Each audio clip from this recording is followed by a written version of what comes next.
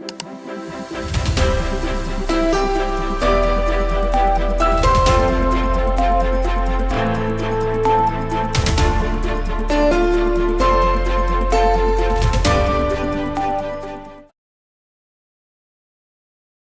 하나님 말씀을 나눌 텐데, 오늘은 권리 포기라는 제목으로 말씀을 나누기를 원합니다.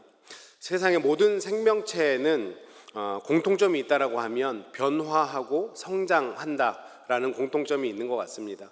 반대로 말씀드리면 변화하고 성장하지 않다라고 하면 그 생명체는 어쩌면 죽은 생명체일 수 있다라는 뜻을 가지게 되는 거죠. 우리 믿음도 사실은 이 생명체와 같다라고 할 수 있습니다.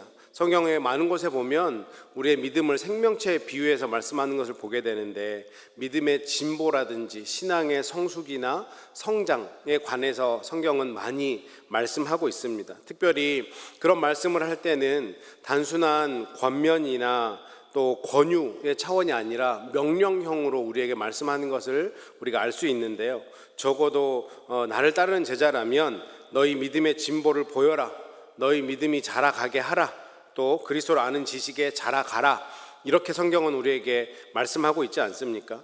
사랑하는 성도님 여러분, 저는 저와 또 우리 성도님들의 신앙이 날마다 그렇게 성장과 성숙을 향해서 나아가기를 원합니다. 왜냐하면 그것이 하나님께서 우리에게, 예수 그리스도께서 그의 자녀가 되고 제자된 우리들에게 말씀하시는 것이고 원하시는 것이고, 이렇게 명령형으로 우리에게 주시는 하나님의 뜻이기 때문에 그렇습니다. 오늘 이런 관점에서 함께 이 본문을 살펴보기를 원하는데요. 오늘의 본문은 예수 그리스도의 제자도에 관련된 말씀이라고 할 수 있습니다. 오늘 이 본문을 통해서 그러면 성숙한 신앙은 무엇인지 함께 말씀을 나누고 또 이 말씀을 붙잡고 살아가는 저와 여러분이 되셨으면 좋겠습니다. 첫 번째로 우리가 성숙한 신앙이라고 할 때 그것은 실족시키지도 또 실족당하지도 말아야 함을 우리에게 권면하고 있습니다. 오늘 1절 말씀을 제가 다시 한번 읽어드리면, 예수께서 제자들에게 이르시되 실족하게 하는 것이 없을 수는 없으나 그렇게 하는 자에게는 화로다라고 말씀하고 있습니다. 이 1절 말씀에서 중요한 단어가 실족이라는 단어입니다. 이 실족이라는 단어는 헬라어로 스칸달라라고 하는 단어인데요, 이 뜻이 덫, 장애물, 또 잘못, 이런 뜻이 있습니다. 우리가 잘 쓰는 스캔들이라고 하는 단어가 이 스칸달라라고 하는 헬라어에서 파생된 단어입니다. 참 안타까운 사실이 뭐냐면, 이 땅을 사는 동안에 우리의 마음과는 다르게 이렇게 실족하고 또 실족당하는 사실을 막을 수가 없다라고 하는 것입니다. 앞에서 말씀드린 것처럼 이 실족을 가리키는 스칸달라라고 하는 단어는 덫, 장애물이라는 뜻을 가지고 있는데, 우리가 이런 덫을 피해 갈 수가 없다라고 하는 거죠. 혹 인생을 살면서 덫이나 장애물에 걸리고 싶은 분은 아무도 없으실 거라고 생각을 합니다. 그러면 이런 덫이나 장애물을 걸리지 않고 살아가는 인생이 될 수 있는 그런 것이 우리의 모든 사람들의 공통적인 또 질문이고 바람 아니겠습니까? 오늘 본문에서 이 실족과 관련된 이것에 대해서 두 가지를 말씀하고 계십니다. 첫 번째로는 다른 사람을 실족하게 하는 일을 하지 말라라고 말씀하는 거죠. 이것을 얼마나 강조하시는지 2절 말씀을 보면 알 수 있습니다. 그가 이 작은 자 중에 하나를 실족하게 할진대 차라리 연자맷돌이 그 목에 매어 바다에 던져지는 것이 나으니라. 굉장히 강한 어조로 말씀하고 있지 않습니까? 작은 자 중에 하나라도 실족하게 하면 연자맷돌을 내가 쥐고 그냥 바다에 빠져 죽는 게 낫다라고 하는 것입니다. 지금 봐도 이 말씀이 참 무서운데, 제가 중고등학교 때 이 말씀이 정말 저에게는 무서운 말씀이었던 것 같습니다. 혹시나 내가 누구를 실족하게 하지 않았을까? 주님이 저 정도로 강하게 말씀했으면 내가 실족하면 큰일 나는데 두렵고 떨리는 마음으로 이 말씀을 받았던 것 같아요. 그런데 대학교에 와서 신학교에 다닐 때 친구들끼리는 어떨 때도 농담 삼아 야 너는 연자맷돌감이다 이렇게 또 농담을 했던 기억도 있습니다. 제가 이렇게 기억을 오랫동안 잘하고 있는 것은 아마도 이 말씀이 그만큼 강하게 저에게 다가왔기 때문일 것입니다. 오늘 이 2절에서 말씀하는 작은 자는 누구일까요? 키가 작은 사람도 나이가 적은 사람도 아닐 것입니다. 잘 아시는 것처럼 믿음이 연약한 사람을 작은 자라고 표현하고 있는 거죠. 믿음이 작은 사람은 조금만 어떻게 해도 실족할 수 있다라고 말씀하고 있는 것입니다. 그러니 우리가 믿음의 공동체 안에서 그 믿음이 작은 자들을 실족하지 않도록 극도로 조심해야 된다. 이것을 우리 주님께서 강조하시는 것이죠. 그런데 이 구절이 제가 이제 목사가 되고 나서는 더 무섭게 또 무겁게 저에게 다가왔습니다. 저는 늘 성도님들과 함께 하고 또 성도님들 앞에 설 수밖에 없는 사람들인데 때로는 믿음이 연약한 분들도 계실 수밖에 없기 때문에 혹시 저 때문에 누군가 실족하지는 않을까라는 그런 무거운 마음이 또 두려운 마음이 제 마음 가운데 늘 있습니다. 그래서 제가 설교를 쓸 때도 이렇게도 썼다가 저렇게도 썼다가 계속해서 바꾸는 작업들도 많이 하게 되고요. 또 신방할 때에도 무슨 말을 해야 될지 미리미리 이런저런 얘기들을 많이 생각해 보는 것도 사실입니다. 그리고 우리 성도님들과 뭔가 대화를 주고받을 때 텍스트를 주고받는다거나 이메일 같은 것을 보낼 때도 굉장히 열심히 신경을 쓰면서 이렇게 쓰면 될까 해서 뭐 썼다 지웠다를 반복하기도 하고 또 요즘 많이 하는 카톡 같은 메시지를 할 때도 이모티콘도 이런 이모티콘을 보내면 좋을까? 이런 거는 혹시나 좀 이상하게 생각하지 않을까? 참 그런 많은 생각들을 하게 되는 것 같습니다. 비단 이 말씀은 우리 목회자에게만 주어지는 것이 아니라 지금 믿음으로 살아가는 우리 모두에게 주시는 말씀일 것입니다. 혹시나 내 주변에 있는 형제 자매들에게 또 의도치 않게 상처를 주거나 실족하게 하는 일은 없었습니까? 아마도 의도함으로 누군가에게 상처를 주고 실족하게 하는 그런 분은 없으실 거라고 생각합니다. 그런데 내 의도와 상관없이 그런 일들이 일어나기 때문에 우리가 정말 극히 조심해야 된다라고 하는 거죠. 내가 의도하지 않았으니 괜찮겠지라고 생각할 문제가 아니라는 것입니다. 제가 달라스 교회에 있을 때 한 번은 사무실에서 이렇게 일을 하고 있었습니다. 그런데 제 사무실 바로 옆이 담임 목사님 사무실이었거든요. 그런데 어떤 좀 권사님이 여자 권사님께서 오셨는데 담임 목사님하고 어떤 약속이 없으셨는데 그냥 문을 벌컥 열고 들어가려고 하시기에 지금 담임 목사님 상황이 그 상황이 아니어서 제가 권사님 지금 담임 목사님이 잠깐은 시간이 좀 필요하신 것 같습니다 라고 얘기를 했는데 사실은 저는 제 모습을 몰랐거든요.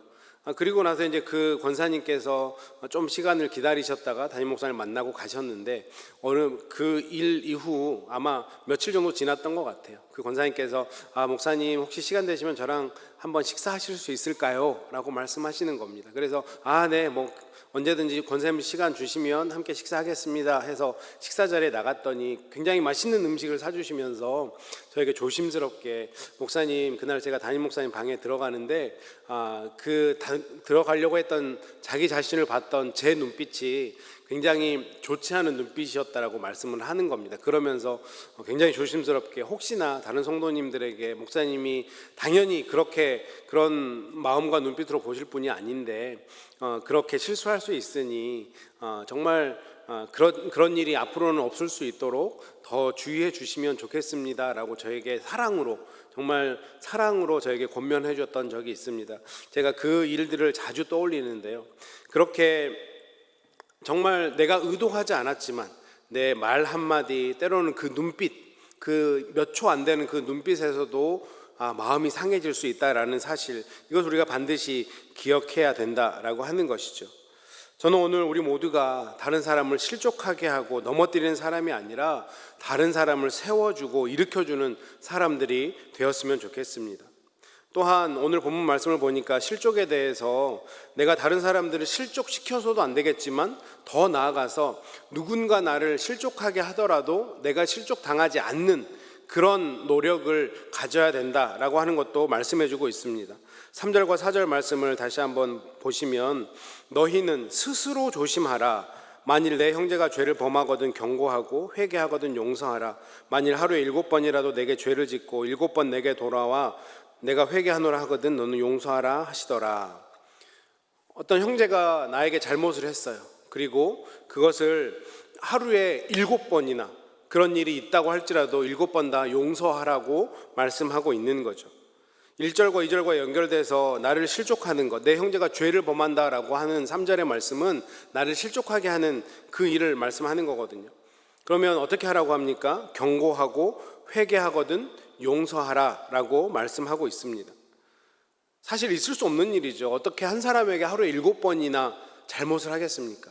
그런데 7번이나 잘못하더라도 나에게 상처 주고 아프게 하고 기분을 상하게 하더라고 할지라도 7번 내가 잘못했다라고 얘기하면 7번 다 용서해 달라고 하는 것입니다. 사랑하는 성도님 여러분, 실족이라는 것은 걸려 넘어지게 하고 퇴보하게 하고 이탈하게 하고 잘못되게 하는 것입니다.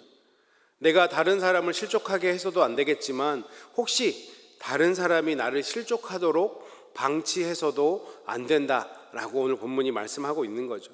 우리가 잘 알고 있는 것처럼 교회는 사랑의 공동체이고 온유의 공동체입니다. 그렇다고 해서 우리가 그냥 좋은 게 좋은 거지라고 다 넘어가는 게 아니고요. 그냥 어떤 잘못이 있었을 때 그냥 이번엔 넘어가지 이런 게 아니라 공동체를 위해서 여기서 경고하라라고 하는 이 말씀, 누군가 나에게 잘못을 했다고 그렇게 얘기할 때 거기에 대해서 사랑으로, 정말 사랑에 사랑을 더해서 지혜로운 말로 권면해 주라라는 뜻일 것입니다. 때로는 이런 일들에 있어서 교회 안에서 단호해야 될 때도 있는 것 같습니다. 이것이 공동체를 더 살리는 길이라고 생각을 합니다. 하지만 그가 정말 잘못을 했다라고 반성하고 회개하면 하루에 7번이라도 그렇게 용서해 주는 것, 이것이 당연하다라고 말씀하고 있는 거죠. 우리가 성숙한 신앙인이라면 그래서 믿음의 진보, 신앙의 성장을 이루어가기 위해서 첫 번째로 해야 되는 것, 누군가를 실족시켜서도 안 되고 또 내가 실족당하지 않도록 노력하는 것이 중요하다라고 주님께서 제자들에게 말씀하셨습니다. 그리고 오늘 우리들에게도 말씀하고 있는 것입니다. 이렇게 주님께서 얘기를 했더니 제자들이 어떻게 반응합니까? 5절 말씀해 봤더니 사도들이 주께 여짜오되 우리에게 믿음을 더하소서라고 말씀하고 있습니다. 저는 이 답을 보면서 제자들의 지혜에 감탄을 했습니다. 예수님께서 제자들에게 다른 사람을 실족하게 하지도 말고 너희도 실족당하지 않도록 노력해라 라고 제자들에게 말씀을 했더니 제자들이 다른 것을 구하지 않고 믿음을 지금 구하고 있습니다. 저는 이것이 굉장히 중요한 포인트라고 생각하는데요. 다른 사람을 실족하지 않는 인생이 되기 위해서 내 인격을 다듬고 또 더 도덕적인 사람이 되려고 노력하고 더 교양을 쌓고 이런 노력들로는 절대로 실족시키지 않는 인생이 될 수 없다라고 하는 거죠. 무엇이 필요합니까? 믿음이 필요하다라고 하는 것입니다. 누군가로부터 실족당하지도 않고 내가 누군가를 실족하지도 않게 하기 위해서 주님 나에게 믿음이 필요하니 믿음을 주십시오 라고 제자들이 얘기하고 있는 거죠. 마찬가지인 것 같습니다. 하나님, 내 인격, 내가 어릴 때 받았던 가정교육의 힘, 나의 도덕성, 이런 것들은 내가 실족을 피할 수 없습니다. 그러니 나에게 믿음을 주십시오 라고 우리가 하나님 앞에 구할 수 있는 것이죠. 그런데 더 중요한 것이 있습니다. 제자들이 이렇게 믿음을 구하니까 예수님이 그래 너희가 훌륭하다, 내가 너에게 믿음을 주겠다 이렇게 반응하신 것이 아니고 6절에서 어떻게 말씀합니까? 주께서 이르시되 너희에게 겨자씨 한 알만한 믿음이 있었더라면 이 뽕나무더러 뿌리가 뽑혀 바다에 심기어라 하셨을 것이요 그것이 너희에게 순종하였으리라. 이 말씀을 제가 메시지 성경, 유진 피터슨 목사님이 쓴 메시지 성경으로 좀 더 풀어서 읽어드리면 이렇게 쓰여져 있습니다. 그러자 주님께서 말씀하셨다. 너희에게 필요한 것은 더 큰 믿음이 아니다. 더 큰 믿음도 없고 더 작은 믿음도 없다. 너희에게 나달 하나만한 믿음, 깨알만한 믿음만 있어도 너희가 이 뽕나무더러 가서 호수에 뛰어들라고 말할 수 있다. 너희가 말하면 그렇게 될 것이다. 우리가 잘 아는 말씀 아닙니까? 이 말씀의 핵심이 뭐냐면 주님이 너희가 실족시키지도 말고 실족당하지도 말라라고 이렇게 말씀했더니 제자들이 주님 그건 내 의지로 할 수 있는 일이 아닌 것 같습니다. 주님께서 나에게 믿음을 더 주십시오 라고 제자들이 이렇게 요청을 했더니 너희들에게 감당할 만한 믿음이 있다. 그것은 더 큰 믿음이 있다고 되는 일이 아니고 충분히 너희 안에 있는 믿음, 정말 작은 믿음으로도 그 일들을 할 수 있다. 그러니 너희가 믿음이 없어서 이것을 못하는 것이 아니고 너희가 실천하지 않기 때문에 그 믿음이 작동되도록 하는 것이 지금 너희에게 필요하다라고 말씀하고 있는 것입니다. 너희에게 겨자씨 같은 믿음만 있어도, 깨알 같은 믿음만 있어도 그 믿음이 너희들로 하여금 그 일을 할 수 있는 능력을 제공한다라고 말씀하고 있는 것이죠. 그러니 그 믿음이 작동되도록 해라라고 말씀하고 있는 것입니다. 그러면서 주님께서 너희의 믿음이 작동되려면 너희가 해야 할 일이 하나 있다라고 하는 것을 7절부터 10절까지 말씀해 주고 있습니다. 그것을 주님의 말씀으로 표현하자면 너희의 권리를 포기하면 된다라고 말씀하시는 것입니다. 7절부터 10절까지의 말씀을 보면 너희 중에 누구에게 밭을 갈거나 양을 치거나 하는 종이 있어 밭에서 돌아오면 그더러 곧 와서 앉아서 먹으라 말할 자가 있겠느냐. 도리어 그더러 내 먹을 것을 준비하고 띠를 띠고 내가 먹고 마시는 동안에 수종 들고 너는 그 후에 먹고 마시라 하지 않겠느냐. 명한대로 하였다고 종에게 감사하겠느냐. 이와 같이 너희도 명령받은 것을 다 행한 후에 이르기를 우리는 무익한 종이라 우리가 하여야 할 일을 한 것뿐이니라 할지니라. 지금 이 말씀의 핵심이 뭡니까? 다시 한번 제가 정리를 해드리면 주님께서 너희는 실족시키지도 말고 실족당하지도 마라 했더니 제자들이 믿음을 주십시오 라고 제자들이 요구를 했더니 너희에게 그 믿음이 있다, 그 믿음을 작동시키면 된다 라고 말씀하시면서 이 말씀을, 이 비유를 주시는 거예요.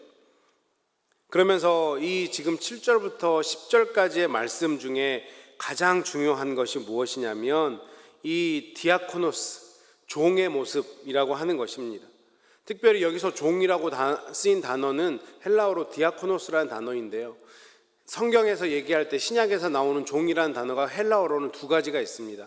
하나는 아마 우리 성도님들이 잘 들어보셨던 둘로스라는 단어이고 하나는 디아코노스라는 단어인데 어떤 차이가 있냐면 둘로스는 그냥 종으로 잡혀온 노예가 된 그런 사람들을 둘로스라고 한다면 디아코노스는 이 당시에 노예법이 어떻게 됐냐면 노예로 잡혀오면 6년 동안은 그 집에서 일을 하고 7년째에는 그 주인이 돈으로 사왔음에도 불구하고 그 종을 풀어줘야 됩니다. 안식년이 되는 그 7년째에는 풀어줘야 됩니다. 그 사람이 다시 또 어떤 생활을 해서 노예로 종으로 잡혀올지라도 원래는 풀어줘야 되는 게 법이거든요. 그런데 간혹 그런 종들 중에 지금까지 6년 동안 내가 이 집에서 종으로 노예로 일을 했는데 이 주인이 너무나 좋은 분이라 내가 그냥 이 주인의 집에서 평생 동안 종의 노릇을 하겠습니다 라고 결단을 하면, 그렇게 선언을 하면 그 당시에 법원 같은 데 가서 이 종이, 이 노예가 우리 집에서 평생 종으로 살기로 결정했습니다 하면 귀걸이를 그 노예의 귀에 달아줍니다. 그런 자발적인 종이 된 이런 사람들을 헬라어로는 디아코노스라고 부르고 있거든요. 그런 마음가짐이 필요하다라고 주님이 말씀하는 겁니다. 다시 본문으로 돌아오면 우리의 삶 속에서 믿음이 작동하기 위해서 해야 될 한 가지가 있는데 그것은 우리의 권리를 포기하는 일입니다.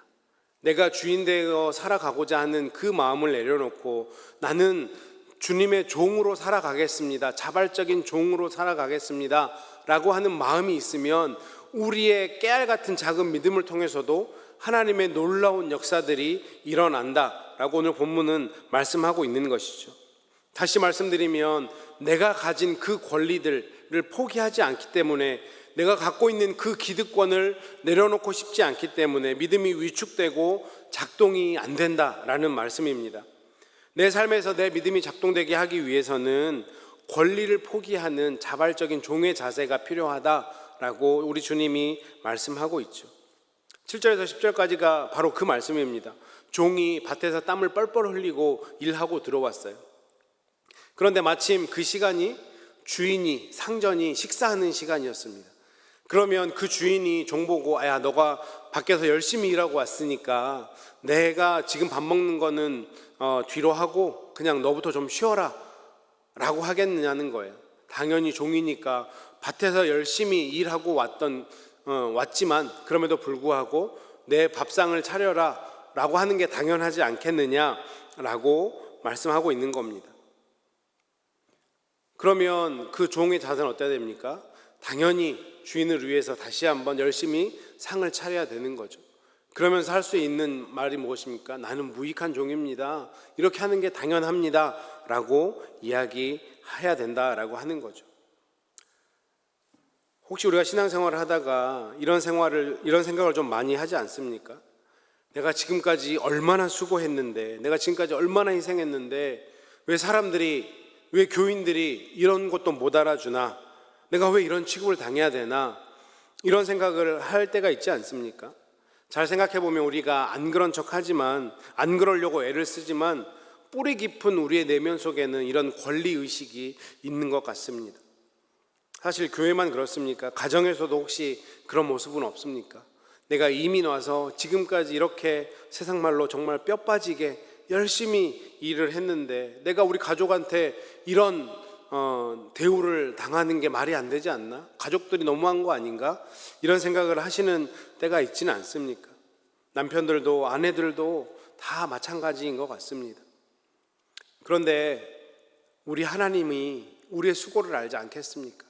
우리 가정에서 내가 했던 수고, 교회에서 내가 했던 수고, 우리 하나님은 다 알고 계실 것이고 우리 하나님이 알면 되는 거 아닐까요? 그럼에도 불구하고 그렇게 수고하고 애를 쓰셨음에도 불구하고 우리의 권리를 반납하고 권리를 포기하고 내가 밭에서 수고했지만 우리 가정을 위해서 내가 애를 많이 썼지만 여전히 나는 주님 앞에서 무익한 종입니다. 더 수고하는 게 마땅합니다. 라는 믿음의 자세를 견지할 때 우리의 작은 믿음을 통해서도 하나님의 놀라운 역사들이 일어날 수 있고 그것이 우리의 믿음의 진보를 가져오고 신앙의 성장과 성숙을 가져오고 그것이 진정한 예수 그리스도의 제자의 모습이다 라고 하는 것을 우리에게 말씀해 주신다라고 하는 것입니다. 우리가 날마다 자라나는 신앙인이 되기 위해서 이런 일들이 우리에게 필요하다라고 하는 거죠. 내가 누군가를 실족하게 하지도 않고 실족당하게 하지도 않고 우리에게 믿음을 달라고 주님 앞에 기도하기도 하지만 그 믿음이 작동되게 하는 것이 더 중요하다. 그 믿음이 작동되게 하기 위해서 우리가 해야 될 일이 있는데 그것은 바로 나의 권리를 포기하는 거다. 자발적인 종이 되어서 주님, 내가 지금까지 수고했지만 그럼에도 불구하고 앞으로도 더 마땅히 수고해야 되는 무익한 종입니다. 내 섬김을 통해서 하나님께서 영광 받으시고 하나님이 기쁘게 받으셨으면 좋겠습니다. 우리가 그런 마음으로 신앙생활을 해 나갈 때 하나님께서 우리에게 놀라운 은혜들을, 놀라운 역사들을 베풀게 되실 것이다. 이것이 우리가 날마다 성장해 나가는 길이다라고 하는 것을 잊지 마시고 정말 겸손한 주의 종이 되어서 주님의 제자가 되어서 나는 여전히 무익합니다. 하나님, 내 권리를 내려놓고 더 하나님 섬기겠습니다. 내 가정을 더 섬기겠습니다. 이 마음으로 살아갈 때 우리 가운데 놀랍도록 역사하시는 그 하나님을 경험하게 될 것이고 우리 모두는 날마다 믿음의 성장과 진보를 이루어 나가는 주의 귀한 백성들이 될 줄 믿습니다. 이번 한 주간 그렇게 주님 앞에서 나는 무익한 종입니다 라고 고백하시면서 더 우리의 가족을 섬기고 또 우리 공동체를 섬기는 일에 최선을 다하시는 저와 여러분 되시기를 주님의 이름으로 축원합니다.